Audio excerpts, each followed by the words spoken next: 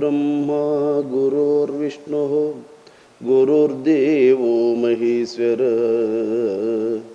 गुरु साक्षात् परब्रह्म तस्मै श्री गुरवे नमः।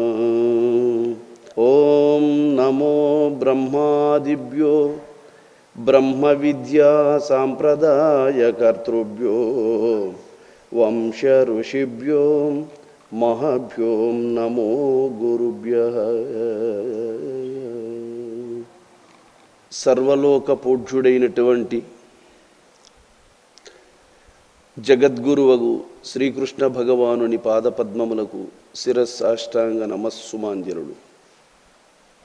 ఈరోజు మనం శ్రీకృష్ణ భగవానుడు పరమ పావనమైనటువంటి సుజ్ఞాన శాస్త్రము అని చెప్పబడేటువంటి మహాగ్రంథమును శ్రీ రుక్మిణీ అమ్మవారికి ఉపదేశించినటువంటి యోగ ధర్మాలలో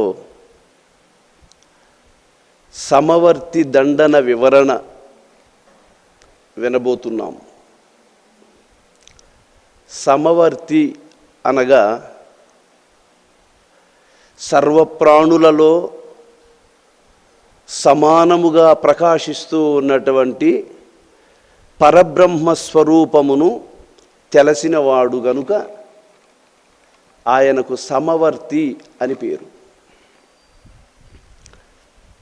ధర్మము యొక్క గొప్పతనాన్ని గమనించి సత్యసంధుడైనటువంటి సమవర్తి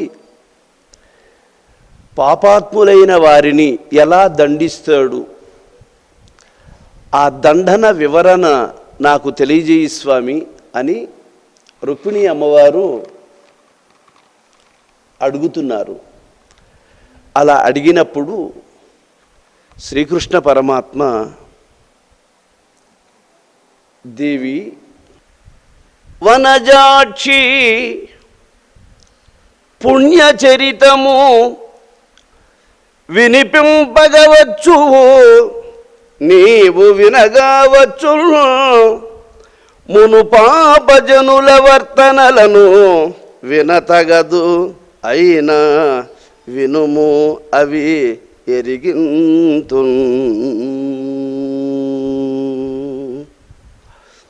పుణ్యాత్ముల చరిత్రను వినొచ్చు, చెప్పుకోవచ్చు.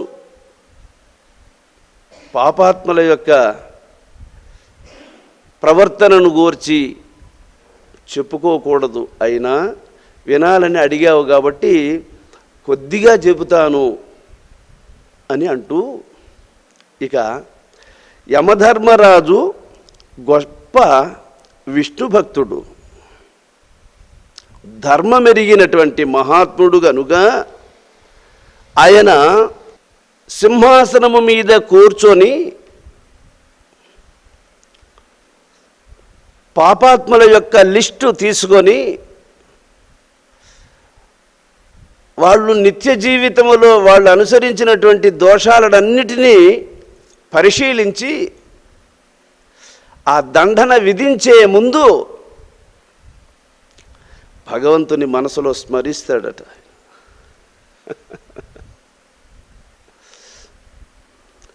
ఇది మా గురుదేవుల వారు చెప్తూ ఉండేవాడు, నాయనా ప్రతి ఒక్కరూ సత్యమునకు భయపడి జీవించాలి, సత్యస్వరూపుడైనటువంటి భగవంతుణ్ణి గుర్తు పెట్టుకొని ప్రవర్తించాలి. అది గురువుని మన్నించదు, శిష్యుడని చెలగదు. కాబట్టి గురు శిష్యులు ఇరువురు కూడా ధర్మస్వరూపుడైనటువంటి పరమాత్మను దృష్టిలో పెట్టుకొని ధర్మానికి కట్టుబడి జీవితాన్ని కొనసాగించాలి అని మా గురుదేవులు కేశవానంద యోగి చంద్రుల వారు తరచూ అనేవారు.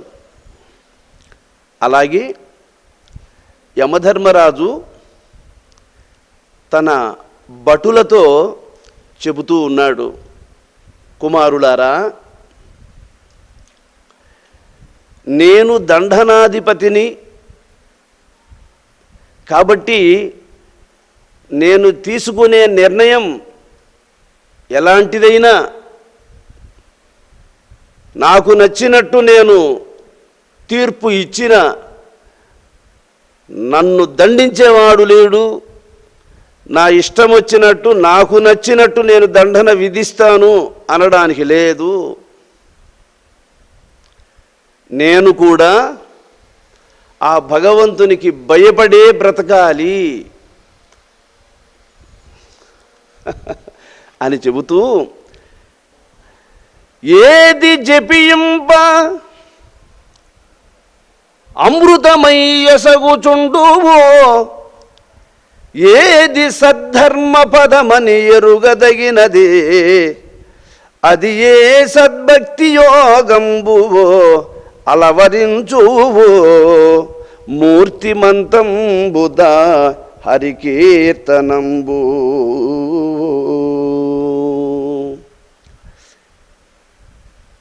దేనిని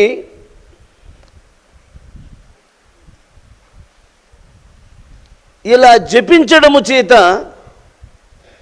మహాత్ములందరూ అమృతత్వ సిద్ధిని పొందగలిగారు, ఏ యోగము తిరిగి రానటువంటి మోక్షపద ప్రాప్తిని అనుగ్రహించగలుగుతుందో దానినే భక్తి యోగము అని అంటారు. అటువంటి భక్తి యోగాన్ని అలవరించుకొని సదా ఆ శ్రీహరి నామ సంకీర్తనలను హృదయములో గానము అనర్చుకుంటూ మీ కర్తవ్యాలను మీరు అనుసరించెదరుగాక. ఈ విధమున విబుధులే గతమ చిత్తములనే గతములేక హరి ఈశు భావమున నిల్పి తగు భాగవత యోగ పరిభాగమున నొందుదురువో, వారి తేవలదువో దండనగతిం జనదు మాకో,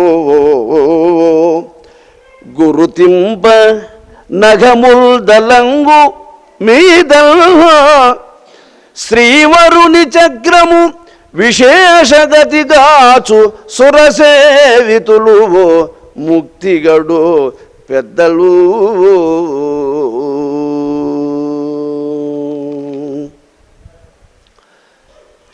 విష్ణు భక్తులు ఎక్కడైతే వాళ్ళు కూర్చొని ఉంటారో, ఏ ప్రదేశంలో వాళ్ళు నడియాడుతూ ఉంటారో వాళ్ళ చుట్టూ ఆ విష్ణుదేవుని యొక్క సుదర్శన చక్రం తిరుగుతూ ఉంటుంది. ఎవరైనా వాళ్లకు హాని తలపెట్టే ప్రయత్నం చేశారా ఆ చక్రం వాళ్ళను ఖండించేస్తుంది. కాబట్టి భగవద్దాసులైనటువంటి పుణ్యాత్మల జోలికి మీరెప్పుడూ పోకూడదు. వాళ్లను దండించే అధికారం మనకు లేదు. కాబట్టి శ్రీవరుని చక్రము విశేషగతిగా చూవు సురసేవితులు ముక్తిన్ కడు పెద్దలు. దేవతల చేత కూడా పూజింపబడదగిన వారు. దేవతలకు వాళ్ళు ఎదురుపడితే అదృష్టంగా భావించి వాళ్లకు నమస్కరిస్తూ ఉంటారు. అటువంటి వాళ్ళని ఎప్పుడైనా భద్రం, వాళ్ళ జోలికి ఏమైనా పొయ్యేరు నాయనా, వాళ్ళు మనకు పూజ్యనీయులు అని యమధర్మరాజు తన భటులకు చెబుతూ ఉన్నాడు. యమధర్మరాజు ఎంత ధర్మాత్ముడో మనకి ఇక్కడ అర్థమవుతుంది. కేవలం ఆయన క్రూర స్వభావం కలవాడా, ధర్మమెరిగినవాడా, న్యాయ నిర్ణేతగా నియమించాలి అంటే సర్వధర్మజ్ఞుడై ఉండాలి, ధర్మము యొక్క విలువ తెలిసిన వాడై ఉండాలి, అట్టివాన్నే నియమించాలి దానికి. కాబట్టి సమవర్తి అని టైటిల్ ఇచ్చి ఇతడు సమదర్శి, ఎవరిని దండించాలని కానీ ఆయన అనుకోడు. కానీ దేనిని దండిస్తాడు అంటే తప్పును శిక్షిస్తాడే కానీ వ్యక్తిని కాదు. ఇలాంటి ప్రవర్తన నీకు ఇలాంటి శిక్షకు గురి చేసింది కాబట్టి దీనిని తొలగించుకో, ఈ శిక్షలు నీకు ఎదురుపడవు. శిక్ష దేనివల్ల ఏర్పడుతుంది అంటే అనాచారమైనటువంటి ప్రవర్తన వల్లనే నీకు ఈ శిక్ష విధించాల్సి వచ్చింది. కానీ అలా కాకుండా పోతే నిన్ను శిక్షించాల్సినటువంటి అవసరం ఏమొచ్చింది? కాబట్టి శిక్షకు కారణం నేరం కానీ యముడు కాదు. ఈ ధర్మము తెలిసి యమధర్మరాజు ఇలా అంటూ ఉన్నాడు, ఈ లోకములో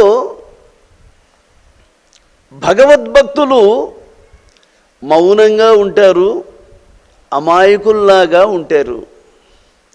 ఎవరితో తన ప్రజ్ఞను ప్రకటించరు, తన గొప్పతనాలను చెప్పుకోరు, నిర్మల మనస్కులై ఉంటారు. వాళ్ళను గుర్తించాలి అంటే మీకు జ్ఞానం ఉండాలి. ఆత్మజ్ఞానం ఉన్న వాళ్ళైతే తప్ప ఆత్మజ్ఞానం ఉన్నటువంటి మహాత్ములను గుర్తించలేరు. కాబట్టి మీరు మహాత్ములను గుర్తించి వాళ్ళ పట్ల భయభక్తి కలిగి మీరు మెలిగెదురుగాక అని చెబుతూ, యకశక్యమునకైనా ఇందిరారమణుని పలుకంగలేని దుర్భాషితులను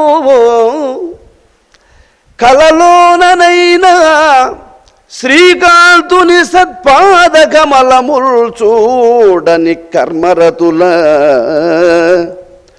నవ్వుచునైనా కృష్ణ ప్రశంసకు చెవి దార్పనేరని దుష్కథా ప్రవణుల యాత్రోత్సవంబులనైనా ఈశుని గుడి త్రోవ తొక్కగలేని దుష్పదులను పరమ భాగవతుల పాదధూళి సమస్త తీర్థసారమనుచు తెలియలేని వారి వారి వారి వారి చేరిన వారి తొలుత గట్టి తెనుడు దూతలారా.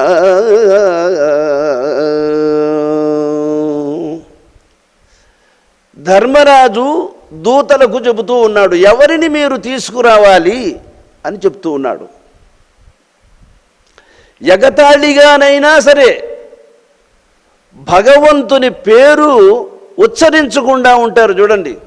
భక్తితో కాకపోతే పోనీలే, పరిహాసానికైనా సరే భగవంతుని పేరు తలుచుకోకుండా ఉంటారే, వాళ్ళని తీసుకురండి.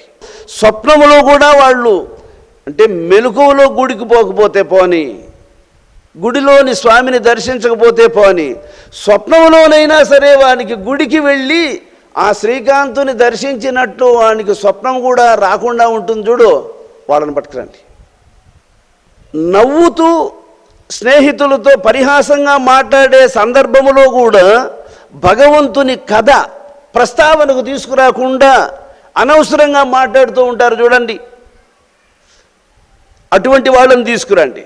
ఉత్సవాలు జరిగేటప్పుడు, తిరునాళ్ళలు జరిగేటప్పుడు, అటువంటి సందర్భంలో కూడా ఆ తిరునాళ్ళకు వెళ్ళడానికి కానీ, ఉత్సవాలను దర్శించడానికి వెళ్ళడానికి కానీ, స్వామివారి యొక్క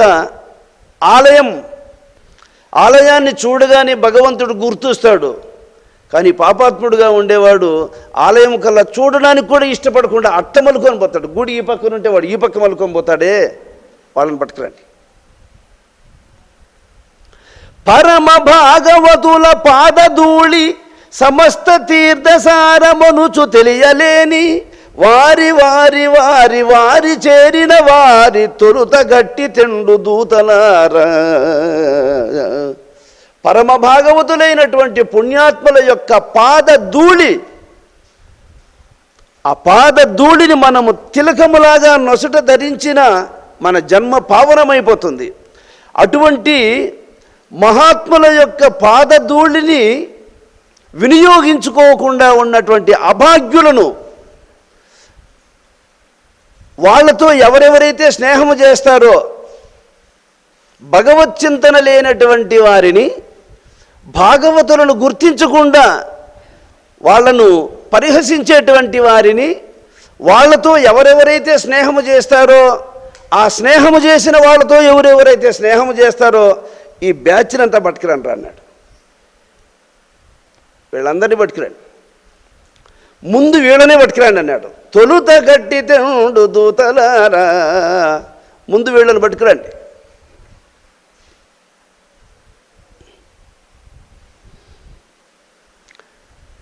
ఎల్ల పాపములకు ఇల్లైన ఇంటిలో బద్ధతృష్ణులగుచు బుద్ధి కలిగి పరమహంస కులము గురి దప్పి వర్తించు ధూర్త జనుల దిండు దూతలారా.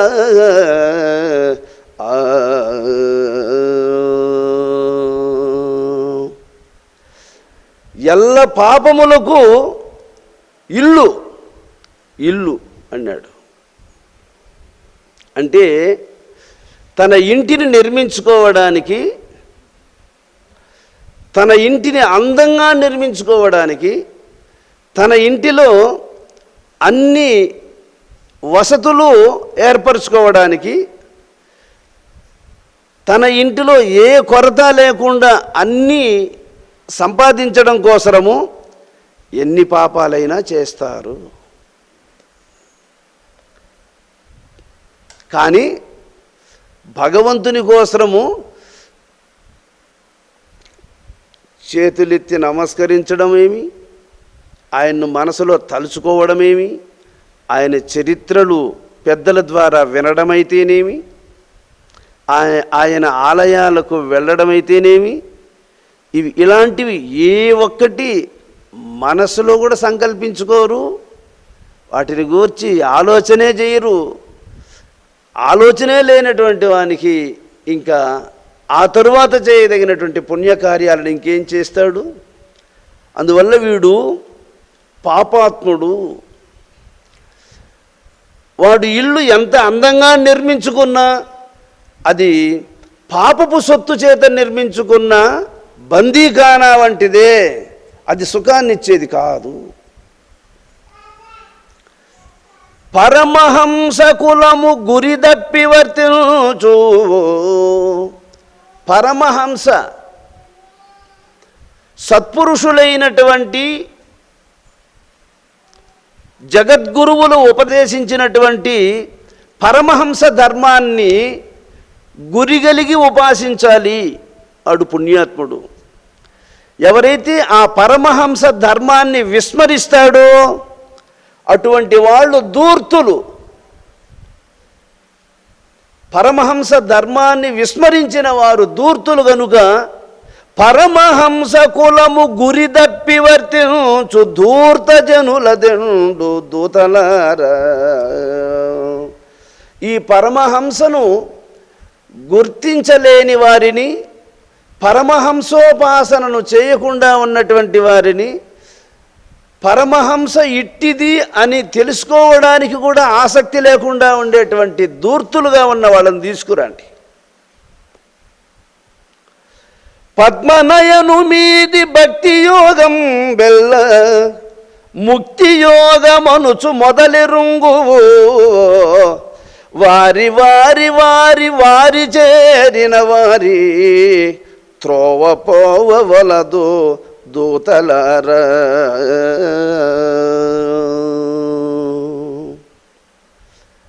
తామర పద్మముల వంటి కన్నులు కలిగినటువంటి పవిత్రుడైనటువంటి ఆ విష్ణుదేవుని యొక్క పాదపద్మములను సదా హృదయమునందు స్మరించేటువంటి యోగీశ్వరులు ఉండారే, వాళ్ళు నడిచేటువంటి దోవలో కూడా మీరు నడవకూడదు.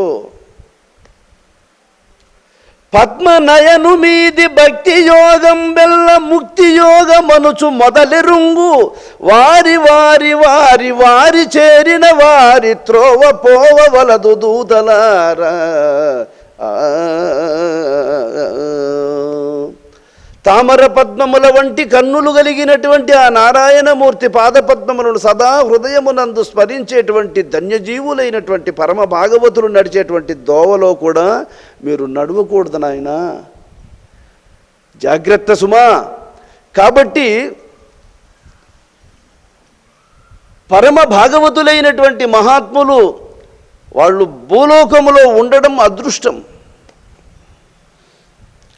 అటువంటి వాళ్ళు భూమి మీద జీవించడం చేతనే మనకందరికీ, సామాన్యులకందరికీ కూడా తినడానికి అంత బువ్వ దొరుకుతూ ఉంది. సత్యసంధులైనటువంటి మహాత్ములు ఈ లోకములో ఉండడం వల్లనే వాళ్ళ యోగ బలము చేతనే మేఘాలు వర్షిస్తూ ఉన్నాయి, భూదేవి పంటలను అందిస్తూ ఉంది. ధర్మాన్ని అనుసరించేటువంటి దైవచింతనాపరులైనటువంటి మహాత్ములు ఈ భూమి మీద లేకపోతే సృష్టి నిలవదు.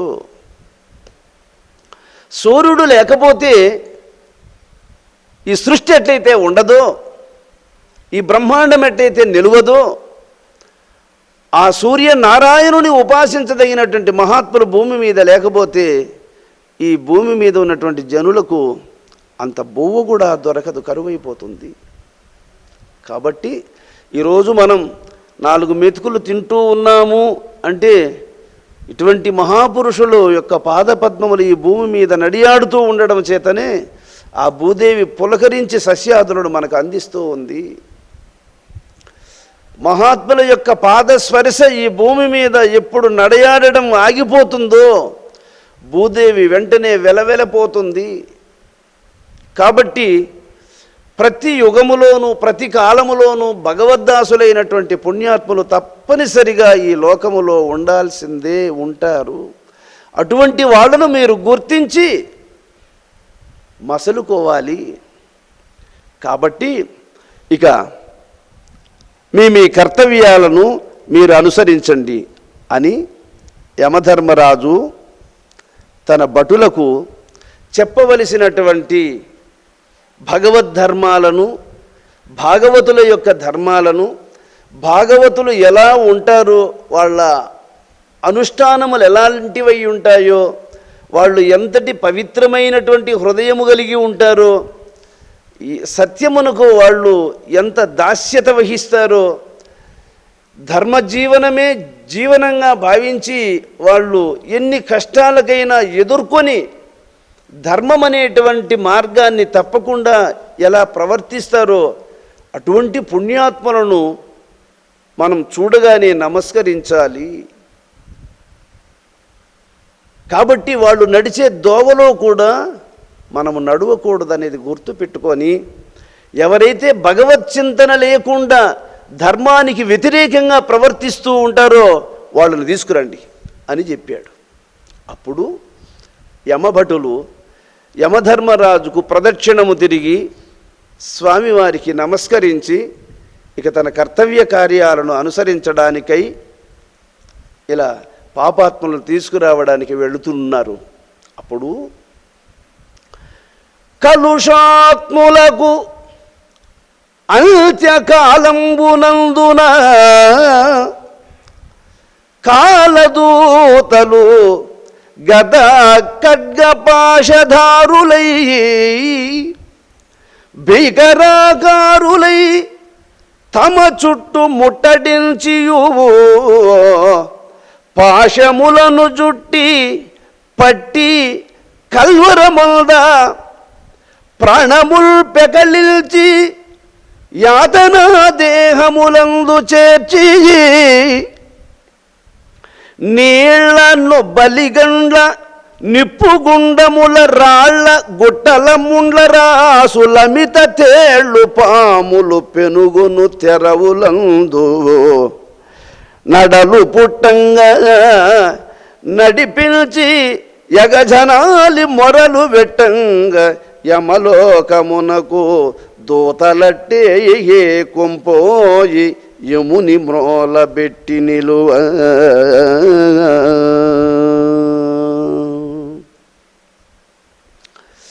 జీవితమంతా పాపకర్మల చేతనే జీవించినటువంటి వాడు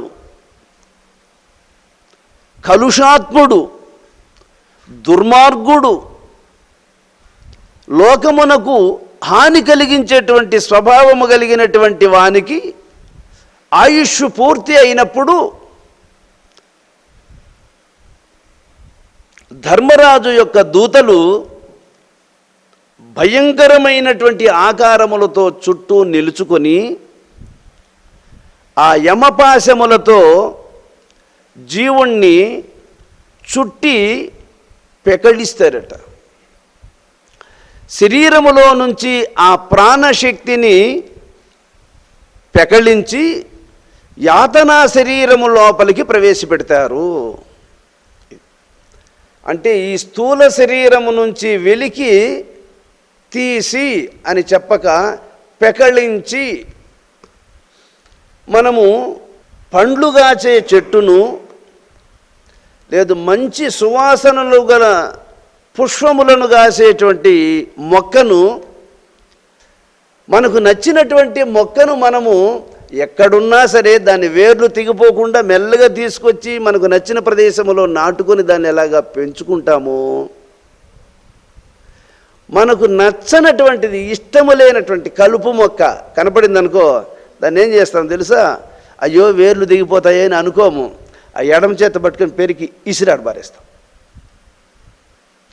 అలాగా పాపాత్ముడుగా ఉండేటువంటి వాడిని కసువు మొక్కలను నిర్దాక్షిణ్యంగా ఎట్టయితే వ్యవసాయం చేసేవాడు లాగి అవతలెట్ట పారేసేస్తాడో, కలుషాత్ములుగా ఉండేటువంటి వాళ్ళ ప్రాణాన్ని తీసేటప్పుడు విశ్వాసం లేకుండా పెకళించేస్తారు.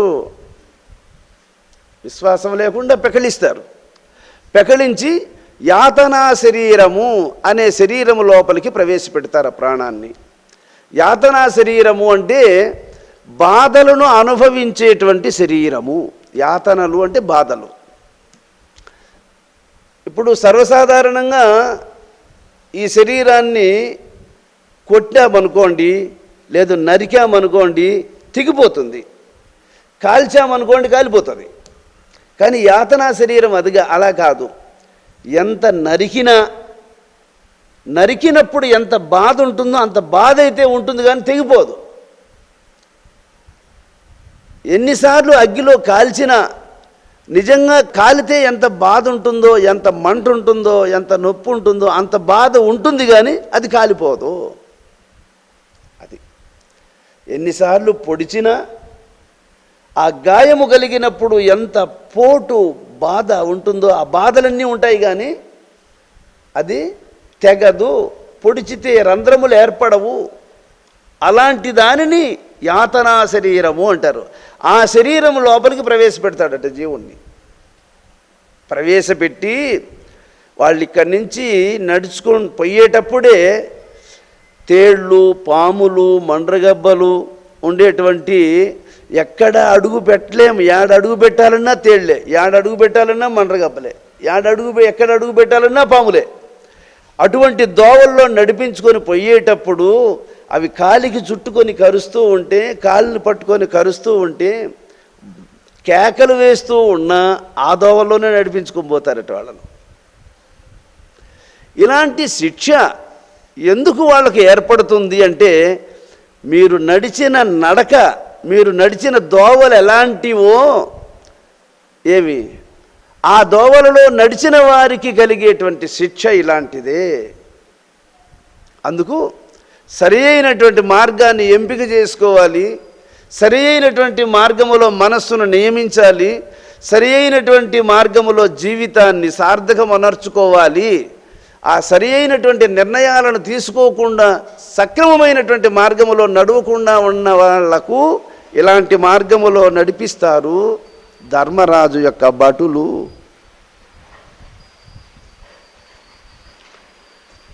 శమనుండు ఎవరెవరికి ఏ క్రమమున దండింప ఆజ్ఞగావిల్చునో ఆ క్రమమున బాధలు పెట్టుదురు అమరంగా యముని భృత్యలది ఎటులనిన.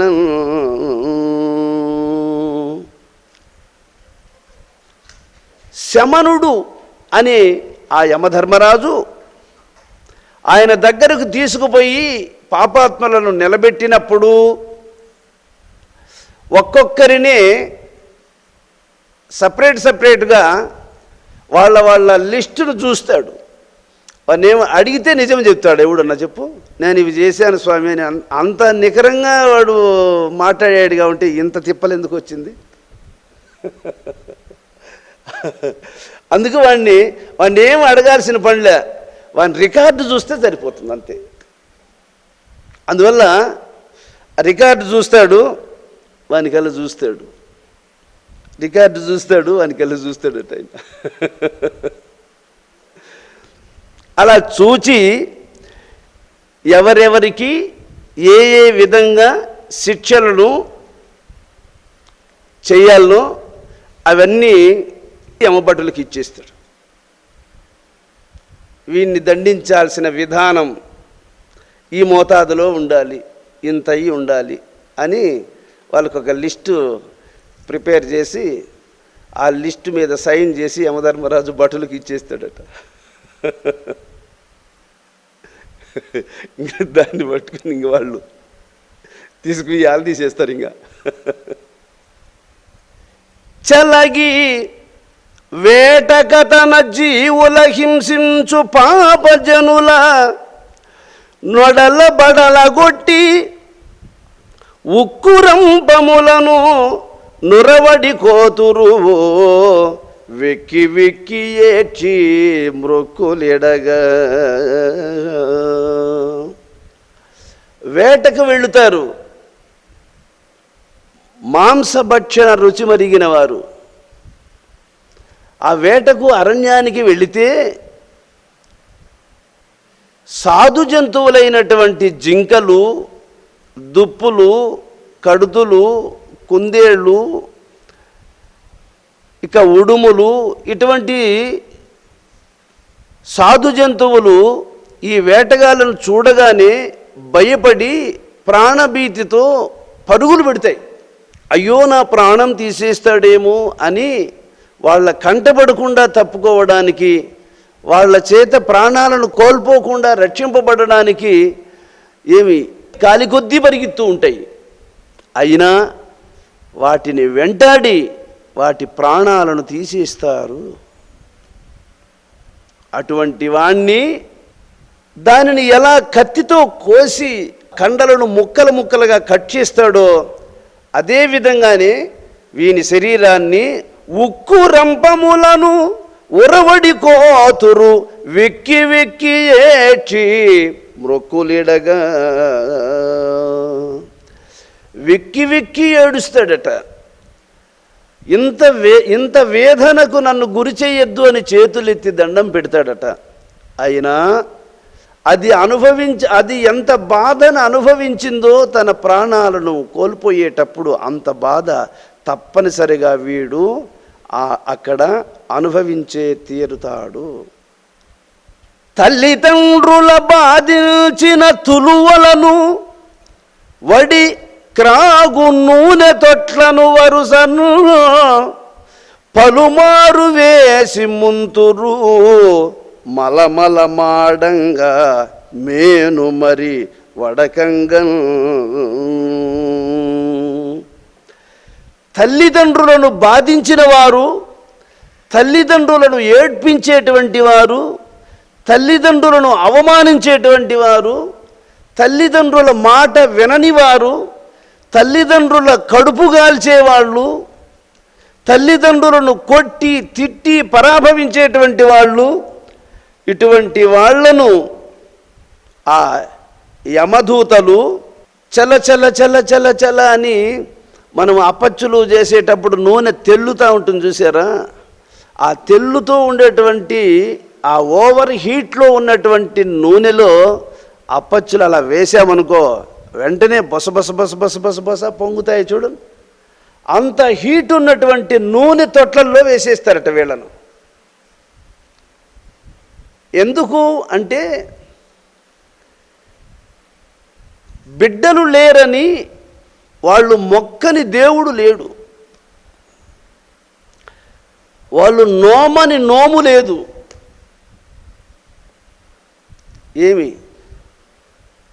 ఎన్ని చుట్లు దేవాలయాలకు ప్రదక్షిణము తిరిగారు, ఎన్ని రోజులు ఉపవాసం ఉంటారు, ఎన్ని పూజలు చేసి ఎన్ని నోములు నోచి నాకు ఒక బిడ్డను ప్రసాదించు స్వామి అని భగవంతుని ప్రార్థించి పిల్లల కోసం ఇంత తిప్పలు పడి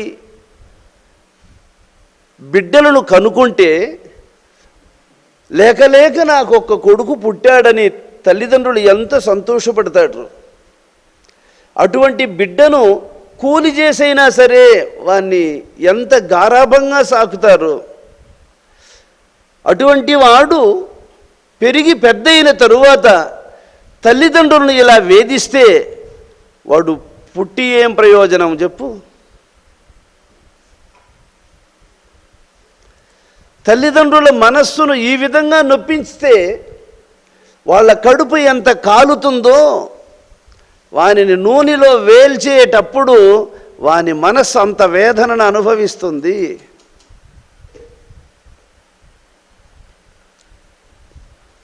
ఒకసారి కాదు, ఎన్నిసార్లు వాళ్ళ జీవితకాలంలో తల్లిదండ్రులను అవమానించి వేధిస్తాడో అన్నిసార్లు ఆ నూనె తొట్టో నుంచి లేవత్తి మళ్ళీ వేస్తారట.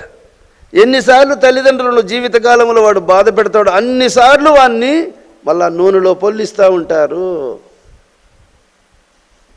అందువల్ల తల్లిదండ్రుల మాటలు విననట్టి సుంటుల తందురే యమదూతలు, తల్లి తండ్రి గురువు దైవము తప్పులెంచడి వారి యమపురి, పిల్లలను విడిపించి దేహము చిల్లులుగా బొడిపింతురయ్యో వద్దురా శ్రీరామ, మానవ జన్మము వద్దురా శ్రీరామ, ఏ జన్మ మిగ నాకొద్దురా శ్రీరామ. భార్యను వదిలిపెట్టరు, బిడ్డలను వదిలిపెట్టరు, తల్లిదండ్రులు కావాల్సింటే వదిలేస్తారు. వాళ్ళు కావాల్సింటే వాళ్ళు తిన్నారా పస్తున్నారా అని కూడా ఆలోచన చేయరు. ఏమి వాని భార్య బిడ్డల కోసమైతే వాడు అప్పైనా సరే గాక దొంగతనమైనా చేసైనా సరే వాళ్ళని పోషించడానికి ప్రయత్నిస్తాడు. కానీ కన్న తల్లిదండ్రుల యొక్క అవసరాలను తీర్చడానికి మాత్రం వాడు ఆలోచించడు, పట్టించుకోడు. కాబట్టి తల్లిదండ్రుల యొక్క రుణమును తీర్చిన కొడుకు లేడు ఈ ప్రపంచంలో అని చెప్తాడు శ్రీరామచంద్రమూర్తి. తల్లిదండ్రులకు ఎంత సేవ చేసినా తక్కువే. తల్లి చేసినటువంటి సేవకు సమానమైనటువంటి సేవ చేసి రుణము తీర్చుకోగలిగిన కొడుకులు ఈ సృష్టిలో లేరు. నేను ఎంతటి వాడిని అని రామచంద్రుడు అంతటి వాడే నేను తల్లిదండ్రుల రుణము తీర్చుకోలేనని చెప్పి వశిష్ఠ మౌనీంద్రుడు వారితో చెప్తాడు. ఆమె పాలిచ్చేటప్పుడు ఎన్నోసార్లు ఆమె ఒడిలోనే వాడు మూత్ర విసర్జన చేస్తాడు, మల విసర్జన చేస్తాడు. ఆమె అసహ్యించుకుంటుందా? సంతోషంగా భోంచేసేటప్పుడే వాడు విసర్జిస్తాడు. అటువంటి సమయంలో కూడా ఆమె అసహ్యించుకోకుండా నవ్వుతూ వాణ్ణి పరిశుభ్రం అనర్చుతుంది. అదేవిధంగా తల్లిని నువ్వు ఒడిలో బండబెట్టుకొని ఆమె మలమూత్ర విసర్జన చేసే రోజుల్లో నువ్వు ఒడిలో పెట్టుకోగలవా? అంత ప్రేమతో నువ్వు ఆమెకు సేవ చేయగలవా? అది సాధ్యం అవ్వదు, చేయలేరు. అందువల్ల అది వాళ్ళకే చెల్లు, అది ఇంకొకరికి చెల్లదు. అటువంటి తల్లిదండ్రులకు మనము ఎంత సేవ చేసినా తక్కువే, ఎంత సేవ చేసినా వాళ్ళ రుణము తీర్చుకోలేము. అటువంటి వాళ్లను శక్తి కొలది మనం వాళ్ళను సేవించాలనే కానీ మన శక్తి కొలది వాళ్ళ మనసును సంతోషపెట్టేటట్లు మనం మసులుకోవాలి. కానీ మనకు అధికారం ఉందని, బలం ఉందని, నోరుందని ఉడిగిపోయిన ముసలి వాళ్ళు మనల్ని ఎదిరించలేరని చెప్పి వాళ్ళను నోటికొచ్చినట్టు మాట్లాడి మనకిష్టం వచ్చినట్టు వాళ్ళను వేధించకూడదు. ఈ పాపము మనల్ని వదిలిపెట్టదు, అది తప్పకుండా అనుభవింపచేస్తుంది చెప్తూ ఉన్నాడు. జాతులెన్నినట్టి చండాలునకు సర్వ ఎంగిలులను నెసంగబెట్టి అతి భయంకరంబునైన చీకటి కోనయందు ఒంటిను తోరు అడలువడమా.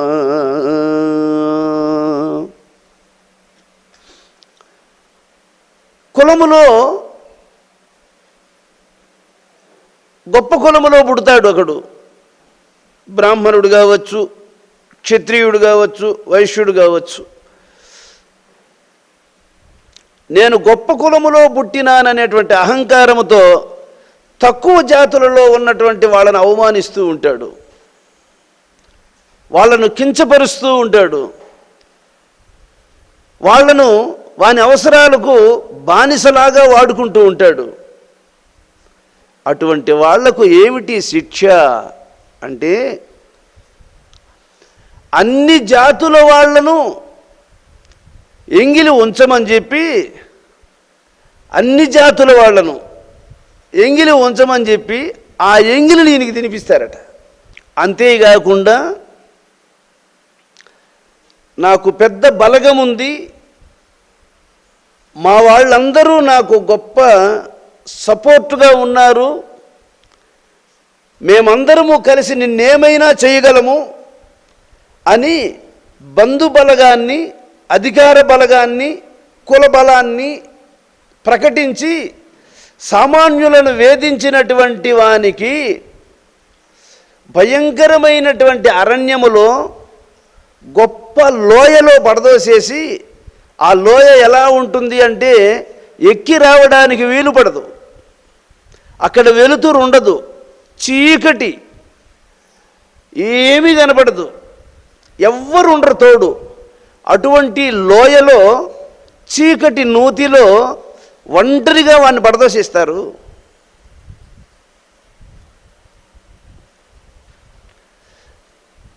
తన భయాన్ని ఎలా తీర్చుకుంటాడు, ఎవరికి చెప్పుకుంటాడు? ఏదిరా నీ బంధుబలగము, ఏరే నీకు తోడు ఎవరైనా ఉన్నారా ఇప్పుడు? కాబట్టి బల పరాక్రమమేమి పనికిరాదు. కాబట్టి ఎవరు ఏమేమి చేస్తారో దానికి తగినటువంటి యొక్క శిక్షలు వాళ్ళు అనుభవించవలసి ఉంటుందనే విషయాన్ని దృష్టిలో పెట్టుకొని, అందుకే రుక్మిణీదేవి ఈ విషయాలను, పాపాత్ముల చరిత్రలు వినకూడదు, అయినా ఇలాంటి ప్రవర్తన కలిగిన వారికి ఇలాంటి శిక్షలు ఎదురవుతాయి అనే విషయం తెలిస్తే కొంచెం భయం ఉంటుంది వాళ్ళకి ఒళ్ళు మీద. అప్పుడైనా పాపభీతి కలిగి సత్ప్రవర్తనాపరులు అవుతారు. అందుకోసమై ప్రాణీశ్వర, పాపాత్ముల చరిత్ర వినకూడదు, అయినా సరే ఒళ్ళు మీద భయం ఉంటుంది విన్న వాళ్ళకి అందరికీ, ఆ కారణంగానైనా నాకు చెప్పు, నేను వింటాను అంటుంది రుక్మిణీదేవి.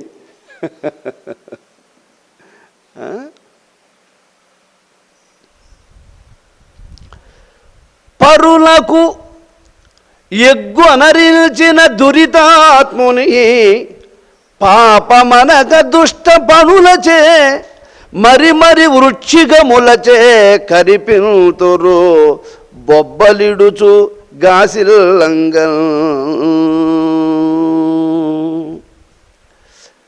ఎదుట వాళ్లకు హాని కలిగించే స్వభావము కలిగి ఉంటాడే, ఒరే వాడు ఎదుగుతూ ఉన్నాడు అంటే వాడిని ఎట్లా చెడగొట్టాలి,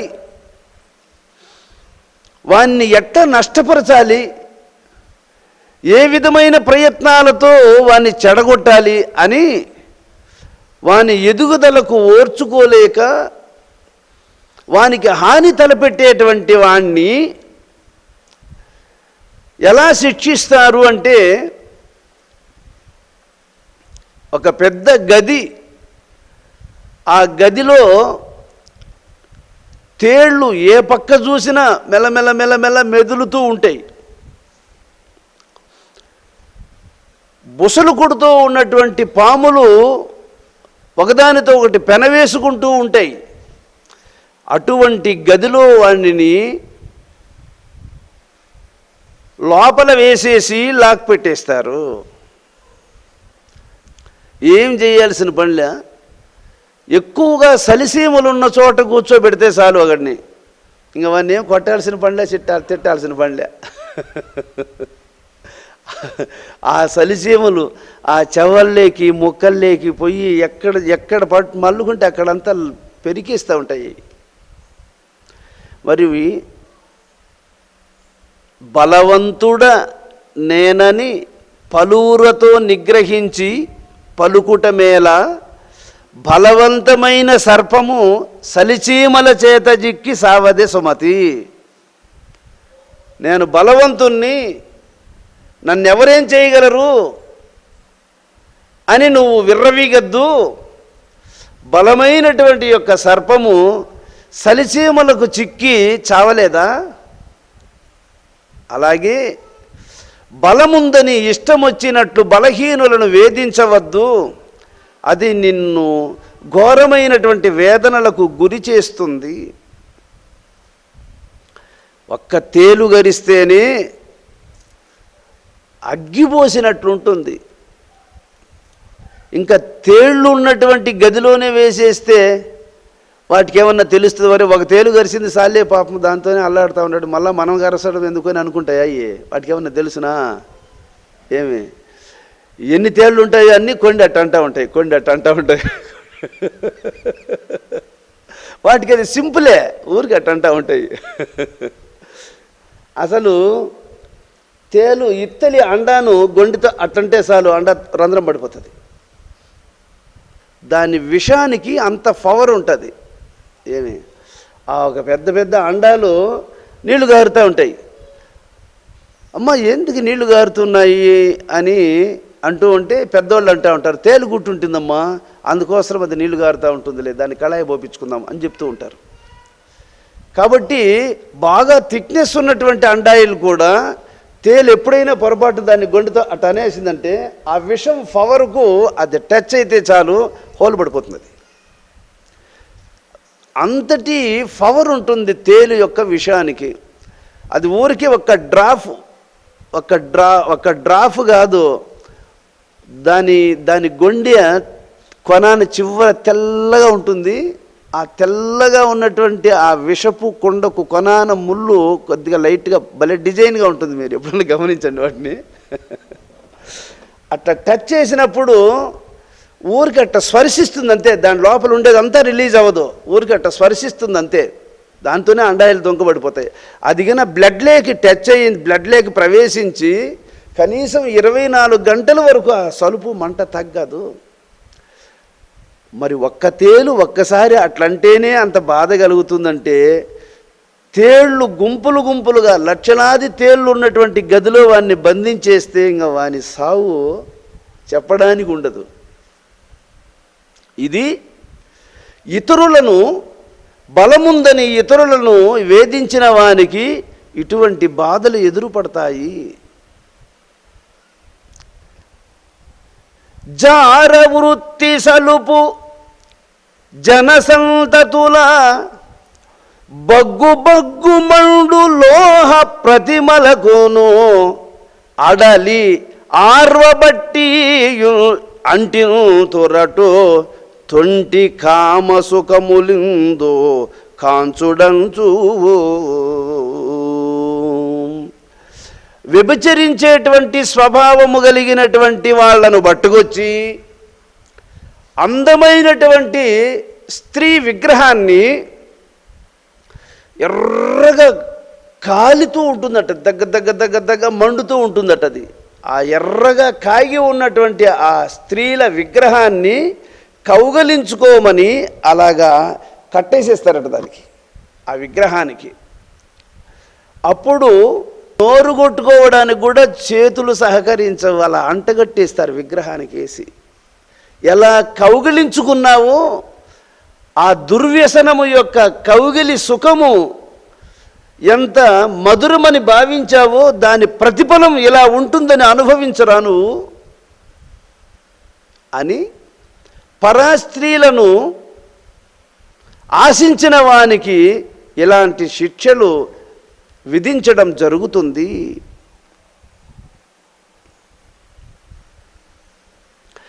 జ్ఞాతుల ద్రోహము చేసిన పాతకులను అంటగట్టి పశు చర్మముల రోతగు దుర్గంధపు మలను తొల పడదో తురంత ఓయని కూయం. నమ్మిన వానికి ఎవడు ద్రోహము చేస్తాడో వానికి పచ్చి పశువుల చర్మాన్ని తెచ్చి వానికి డ్రెస్సులాగా తొడిగి లెట్రిన్ గుంతలో దింపేస్తారట వాన్ని.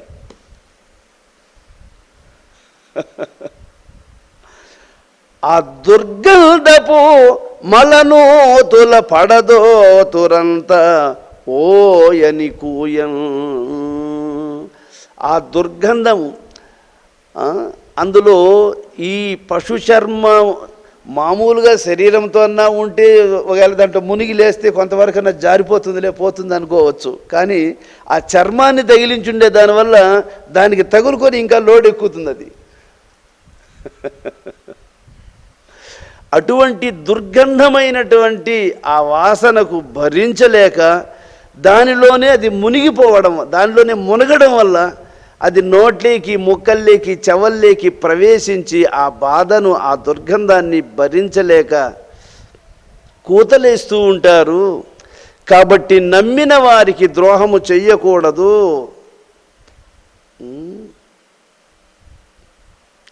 ఇవన్నీ కూడా జీవులకు ఎందుకు ఎదురవుతున్నాయి అంటే చేయకూడనటువంటి నేరములు చేయడానికి తగిన పనిష్మెంట్ అనుభవిస్తూ ఉన్నారు, అనుభవించాల్సిందే. అందువల్ల జీవులెనుబది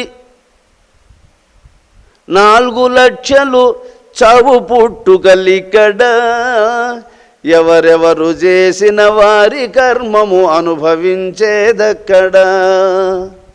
చూడండి, 84 లక్షల జీవరాశుల యొక్క చావు పుట్టుకలు ఇక్కడ జరుగుతుంది. కానీ వాళ్ళు చేసుకున్నటువంటి కర్మఫలాలను అనుభవించడం అక్కడ జరుగుతుంది. నిండు చెరువులకు గండి బెట్టియు నీళ్లు వెడలగొట్టినట్టి జడుల బట్టి పరశుధార తలలు వగులంగ వేతురు కుయ్యో మొర్రో ఎంచు కూతలిడగా. ఒక చెరువు కింద ఒకనికి ఎక్కువ భూమి ఉంటుంది. చెరువు నిండినప్పుడు వానికి ఎక్కువగా ధాన్యం వస్తూ ఉంటుంది. ఇంకొకనికి తక్కువ భూమి ఉంటుంది. మరి వానికి ఎక్కువ ధాన్యం పండుతూ ఉంది కదా అని వీనికి మనసు ఒప్పదు. వీడేం చేస్తాడు తెలుసా, నాకు పండేటువంటి ఈ తక్కువ ధాన్యము పోతే పోతుంది కానీ వానికి పండకూడదు అని ఆ చెరువుకు రంధ్రం వేసి ఆ చెరువును కట్ట తెగ్గొట్టేసి నీళ్ళన్నీ వెళ్ళిపోయాడుగా చేసేస్తాడట. చూడు, అటువంటి వానికి ఇట్లా చేసేవాళ్ళు కూడా ఉన్నారు. అటువంటి వానికి గొడ్డెండ్లు తీసుకొని ముక్కలు ముక్కలుగా చెక్కలు ఎగిరిపోయేటట్టుగా తెగ నరుకుతారట. ఇది పరశు అంటే గొడ్డలి. గొడ్డలితో తల ముక్కలు ముక్కలుగా తెగొడతారు. కానీ అది యాతనా శరీరం కాబట్టి ఒక్కసారి గొడ్డలితో నరిగినప్పుడు ఎంత బాధ కలుగుతుందో బాధ తెలుస్తుంది, కానీ తల తెగిపోదు. ఇది యాతనా శరీరం యొక్క స్వభావం. తెరవులకు కంప వేసిన నరులను తలకిల్దు నిలిపి నయనములందు మరి దేహమందు ఎల్లడల నరువడిగా నినుపములు నాటి తొరగిన్. 10 మంది నడిచేటువంటి దోవలను మూసేస్తాడు ఒకడు. మిమ్మల్ని ఎవరిని కానీ నేను ఈ దోవను నడవనివ్వను అని వానికి అధికారం ఉందని, వానికి బలం ఉందని, వాడిని ఎవరూ ఎదిరించలేరని వాడు ఆ దోవలు మూసేస్తాడు. చూడండి, అటువంటి వానికి కండ్లు పెరికేసి వాని కండ్లల్లో వినపముండ్లు చెక్కేస్తారట. తలకాయ కిందికి కాళ్ళు పైకి నెలగట్టి ఏలగట్టేసి వాడిని ఒళ్ళంతా ఇనపముండ్లు గుచ్చేస్తారట వానికి. ఇది తెరవులకు కంప వేసిన నరులను తల క్రిందు నిలిపి నయనములందు మరి దేహమందు నెల్లెడల అరువంగా ఇనుపములు నాటిన్ తొరిగిన్. తల కిందికి కాళ్ళు పైకి యాల తీసేసి ఆ కండ్లల్లో రెండిటిల్లోని ఎనపముండు చెక్కేస్తారట. అంతేకాదు ఒళ్ళంతా కూడా ఇనప మేకులు ఎక్కించేస్తారు, మరి కాళ్ళు పైకి ఏలదీసేస్తారు, ఏమి కండ్లల్లో 2 కండ్లల్లో ముండ్లు చిక్కేస్తారు, ఒళ్ళంతా ముండ్లు గుచ్చేస్తారు. ఆ బాధ ఎట్లుంటుందో ఒకసారి అవురా. కచ్చకను కాలు ద్రోవుచు కలహమునకు దిగువారల వడిబట్టి తెగువ మీర కడు భయంకర శక్తి వర్గముల చేత నమిలి మృంగంగ చేయుదురార్పులెసగా. అసలు కావలసి కల్లా వ్యవహారాన్ని కల్పించుకొని వాళ్ళ మీద పడి కొడుతూ ఉంటాడట. ఊరికే ఏమి కారణం ఉండదు, కసి తీర్చుకోవడం కోసం ఏదో ఒక చిన్న కారణాన్ని పురస్కరించుకొని వాళ్ళ మీద పడి వాళ్ళని కొట్టి వాళ్ళని వేధిస్తూ ఉంటారే, అటువంటి వాళ్ళని ఏం చేస్తారు తెలుసా, భయంకరమైనటువంటి శక్తుల ముందర వేసేస్తారట వాళ్ళని. ఆ శక్తులు వాడిని మనము మునక్కాయనట్లయితే నోట్లో దాన్ని పిప్పి చేసి తిప్పి తిప్పి నవిలి అట్లా ఉంచుతాము, ఆ విధంగా ఆ శక్తులు వాడిని నోట్లో వేసుకొని కలయ నమిలి ఉంచి ఎన్నిసార్లు వాడు మళ్ళా వ్యవహారం చేసి ఉంటాడు అన్నిసార్లు మళ్ళీ నోటికి ఎత్తుకుంటూ నవ్వులుతాయి ఉంటాయి. మున్ను దేహ సౌఖ్యమును కోరి ప్రాణుల చంపి జన్నములను సల్పువారి కరకు కత్తిగముల ఖండఖండంబులుగాగ కోతురచట కాలబటులు.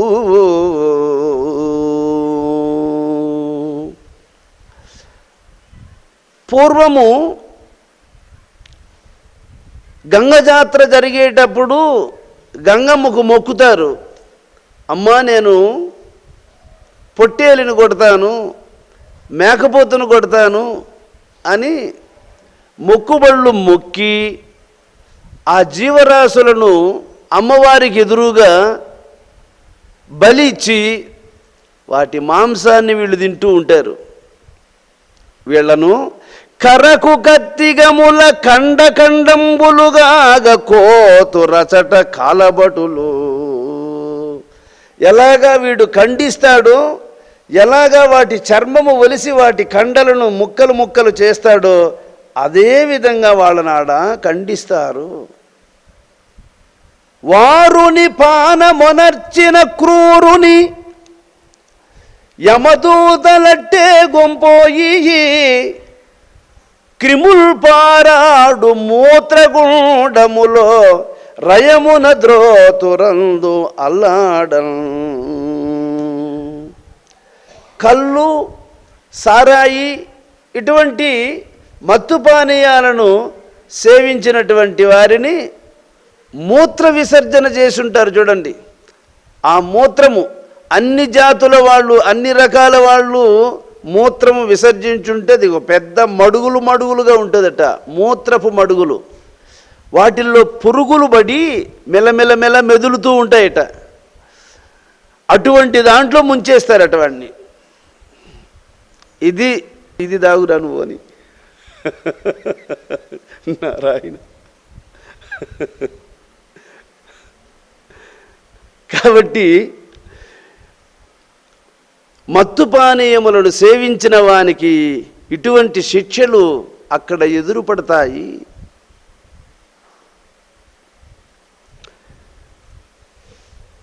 అందుకే ధర్మాన్ని తెలిసి ప్రవర్తించకపోతే, ఇష్టం వచ్చినట్లు ప్రవర్తిస్తే ఇన్ని శిక్షలకు గురి అవ్వాల్సి ఉంటుంది. అందుకే మనసు పోయినట్లల్లా ప్రవర్తించే వాళ్ళు ఈ లోకములో సుఖపడరు, అందరి చేత అగౌరవపడమే కాకుండా యమలోకానికి పోయి కూడా ఘోరమైనటువంటి నరక బాధలను అనుభవించవలసి ఉంటుంది. అందుకు ఆశ్రమానికి రావాలి, మహాత్ములు చెప్పేటువంటి ధర్మములను శ్రద్ధతో వినాలి. ఆ విని దానికి అనుగుణంగా మనసును మలుచుకోవాలి అని పెద్దలు మనకు చెప్పేది అందుకే. చలగి గృహములు దహనంబు చేయు కలుని గుడ్లు తీసియు తల పెద్ద గుండు నెత్తిది వీధి వీధుల ద్రిప్పియో విషమయాగ్నిగుండముల ద్రోతురత్యంత గోడు జంద. మనసొప్పని వాడు ఇండ్లకి అగ్గి పెట్టేస్తాడట, కొందరు ఊర్లకి అగ్గి పెట్టేస్తారు. అటువంటి వానికి ఏమిటి శిక్ష అంటే, కళ్ళు రెండు గుడ్లు ఓడబెరికేసి నెత్తి మీద ఒక మొయ్యలేనటువంటి గుండు నెత్తి వీధి వీధుల్లో తిప్పుతారంట. అన్ని కళ్ళు రెండు ఓడబెరికేస్తారు, మొయ్యలేనటువంటి గుండును ఒకదాన్ని నెత్తికెత్తారు, వీధి వీధుల్లోన తిప్పిస్తారు. వాడిని చిట్ట చివర అగ్నిగుండములో తోసి కాలుస్తారు.